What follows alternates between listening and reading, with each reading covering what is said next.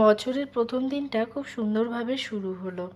স্নান টান করে বাড়ির কাজকর্ম সেরে সাজুগুজু করে আমরা চলে গেলাম লোকনাথ বাবার উদ্দেশ্যে দর্শন করার। এবং আমরা খুব তাড়াতাড়ি পৌঁছে গেছি, 10টার মধ্যে পৌঁছে গেছি। আস্তে আস্তে বেলা বাড়ার সাথে সাথে ভিড়টা হতে থাকে। এরপরে ভোগ প্রসাদের গ্রহণের জন্য টিকিট কেটে নিলাম। তারপরে আমরা এবার লাইনে দাঁড়িয়ে আছি, পুজো দেব।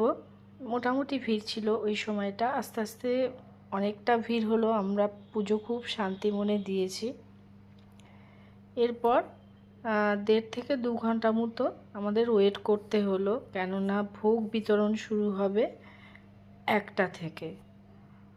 তো যাই হোক, মন্দির প্রাঙ্গণে বসে থাকতে খুব ভালো লাগলো এবং সেই সময়টা অনেকটা উপভোগ করলাম বাবার ওখানে।